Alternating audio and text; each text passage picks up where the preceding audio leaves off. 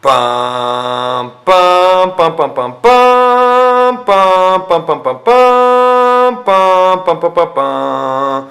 Hey Star Wars fans, it's your old friend Dominic Tringali here again with another issue of the D'Agostini Star Wars Build the Millennium Falcon Model Kit, a weekly magazine that comes out with parts to build a one-for-one movie-scale replica of the Millennium Falcon model they used in the filming of The Empire Strikes Back.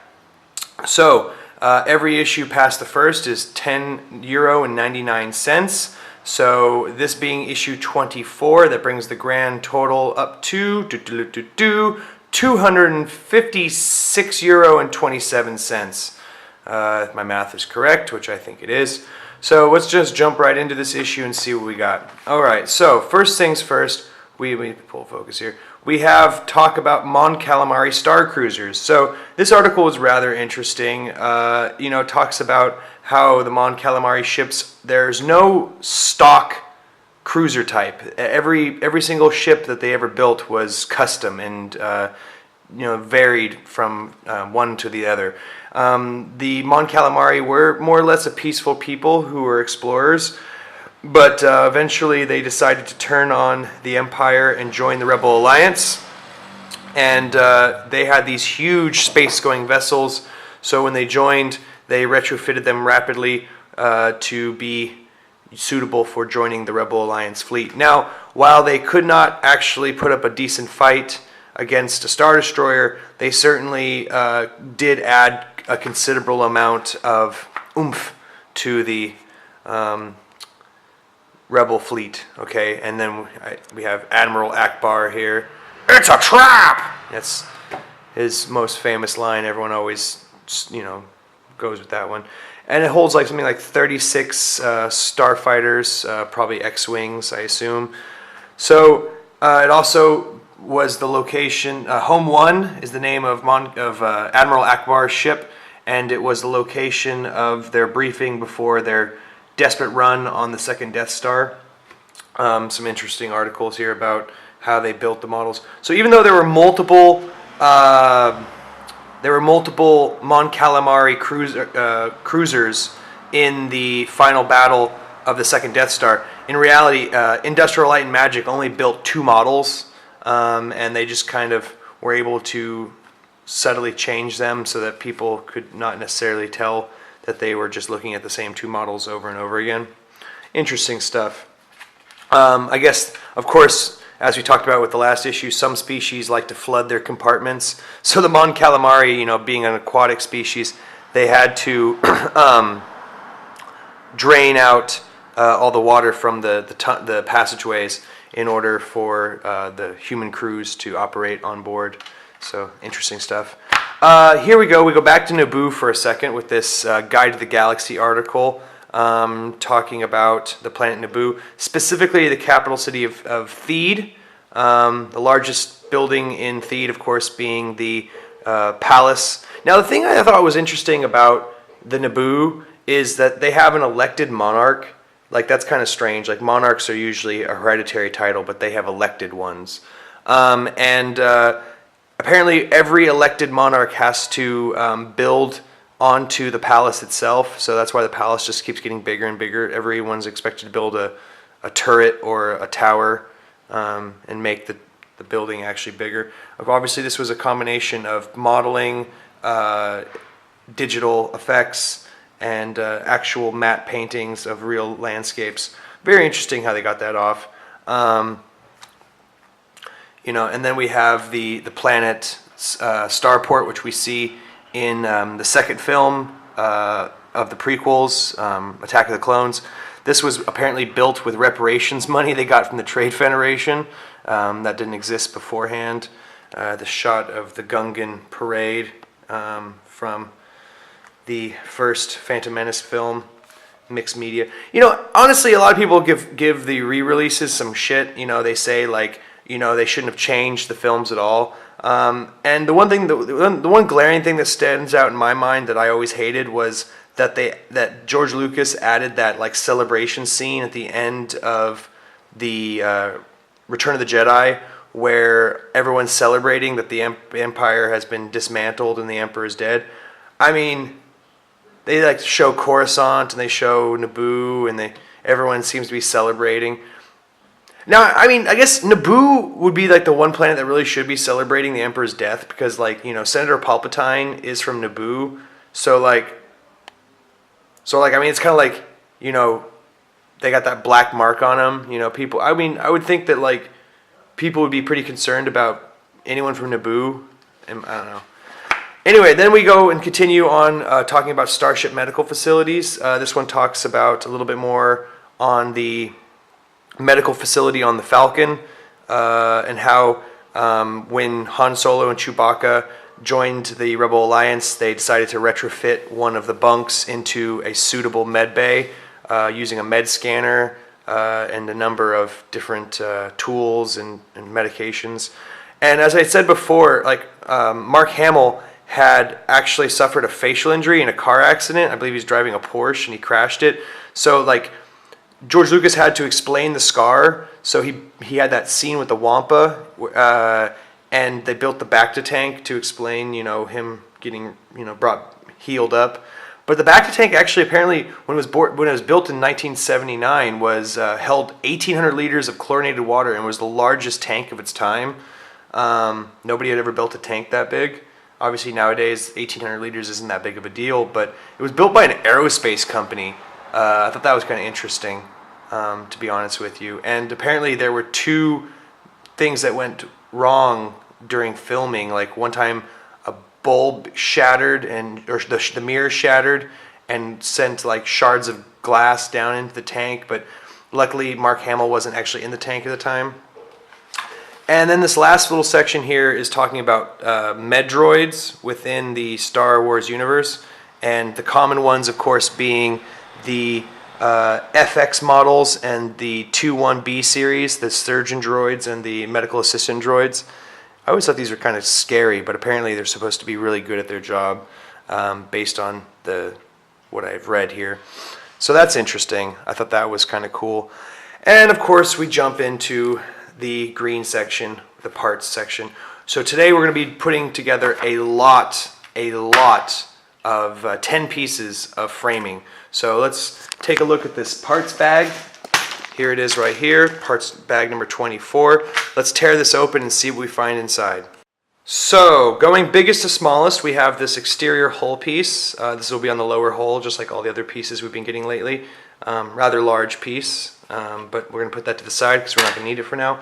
What we will be needing is this bag, which has 2 pieces of framing in it, and we have some 2-pin connectors, some gold screws, some black screws, and some pieces to actually put the framing to the hole to the framing. So let's go ahead and take a look at what we have to do today. So I think I said 10 pieces of framing, but I'll only be using 8 today. I guess I'm crazy, only 8. And luckily for me, each piece is individually numbered, so I won't have to necessarily remember which issue I got which piece. The instructions are really straightforward about this, so I got that going for me. So let's go ahead and pull out the framing work I've done so far and see what the first step is. So here are the 12 pieces of frame that I've already assembled. So after today I'll have put 20 pieces together. The first step is to take this piece, number 22, and attach it to, let me pull the focus a little bit better, to right here. But first I need to attach 2 2-pin adapters right there. So I'll go ahead and do that and show you what it looks like after I've completed step number 2. So after step 2, I've attached 2 of these 2-pin adapters, and now for step 3, I'm going to go ahead and attach these to here. So let me go ahead and do that, and I'll show you what it looks like when I've got it in place. So as you can see now, this piece has been attached. The next piece then goes on to right here, and it's going to be bottom framing piece number 23. So I'm going to go ahead and attach a 2-pin adapter right here and a 4-pin adapter right here, and that will be the end of step number 5. So steps 5 and 6 had me attach this 4-pin and 2-pin adapter here, and then actually attach framing piece number 23. The next thing I gotta do is take framing piece number 22 and attach it right here. I'll be putting another 2-pin adapter right there, obviously. So that'll be steps number 7 and 8. So quite a few steps in this process. So let's go ahead and get that done, and I'll show you what it looks like when I'm all finished. So after step 9, I've attached this 3rd piece of framing. Attach a 2-pin here, attach these 2 spots right here. The next step is going to be step 10, where I'll be putting a 4-pin here, a 4-pin here, and a 2-pin here. And then step 11, I'll be taking framing piece number 24 and adding it right here. So I'll go ahead and start doing all that, and I'll let you see what it looks like as I progress. So step 9 had me put the 4-pin here, 4-pin here, and a 2-pin here. Step 11 just has me test fitting this, and step 12 has me actually securing them into place. So I'll go ahead and do that now, and I'll be done with the first page of instructions for today. Great, awesome. So step 13 has me test fitting this into place, and step 14 has me actually attaching it. So I'll go ahead and do that now and show you what it looks like once I get it into place. So be really careful when you're putting these into place, because I ended up bending this one just slightly. Thank God it's aluminum and it's a little more rugged than your typical metals. Step number 15 had me putting these 2-pin adapters, one right here, and step number 16 had me test fitting it. Step number 17 I'll be actually putting into place, so I'll go ahead and do that now and secure all the fasteners that I can. Great, so let's take a look at what that looks like. Alright, so step number 17, this is in place. Step number 17, that was step number 17 right there. Step number 18, I'm going to be putting a 4-pin adapter right here and a 2-pin adapter right here. And then step number 19, I'll be actually putting this piece right here into place. So I'll go ahead and do that and show you what it looks like when I have this piece, structure number 25, in place. Great. Alright, so after step number 20, I have this piece into place, and take a look at the spider web I'm starting to build here.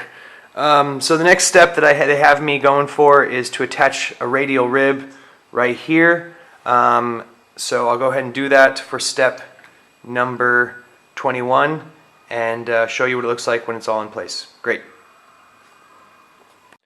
So I assembled the radial rib, and I put, which I needed to put these 4 gold screws in right here like before. And then I went ahead and put the 4 black screws into place to attach it. The last step is to take this piece number 29 and test fit it. Seems pretty fit. And then actually screw it into place. And that will be the last step, step 24. Wow, 24 steps today. Alright, so let's go ahead and do that and finish this bad boy up for the day. So after countless numbers of screws and 24 steps, I've added these 8 pieces on. This is all the addition to what we have before, and this is what we have going on. Now, it says that I can fit the plates on, test fit the plates again, but you know what, honestly, I just don't really feel like doing it because this video is getting a little long anyway, and to be honest with you, I'd rather just kind of fit them all into place in one fell swoop. But this is what it would look like if I did test fit all the pieces, and as you can see, it's really kind of coming together. Very impressive. I also need to get a jump on that recessed piece so that I can actually put it into place eventually. I'm really hoping that soon I'm going to be able to permanently fit these plates on, because right now they're just in one giant freezer bag, and these 2 pieces, more or less just won't come off. They're just locked into place, which is good, I guess, holds the frame together. So that's what I'm looking forward to. All right. Okay, so that was issue 24. Join me for issue 25 as I get apparently more lower hull corridor parts, more lower hull, and, probably starting another corridor. Jesus Christ, all these ring corridors. I hope it's not going to be 5 issues of ring corridor construction. I don't know. It's really coming together, but at the same token, it's arduous, man. Some of those screws were really pesky. So the question of the day is, would you trust a medical droid to perform a life-saving procedure? I mean, we're talking about Star Wars science here, all right? So would you honestly trust one of these things? They look really creepy. They got these janky little arms and needles coming from everywhere. I mean, I mean, I don't know. That droid that was working over Anakin Skywalker at the end of Revenge of the Sith, those things did not look too pleasant.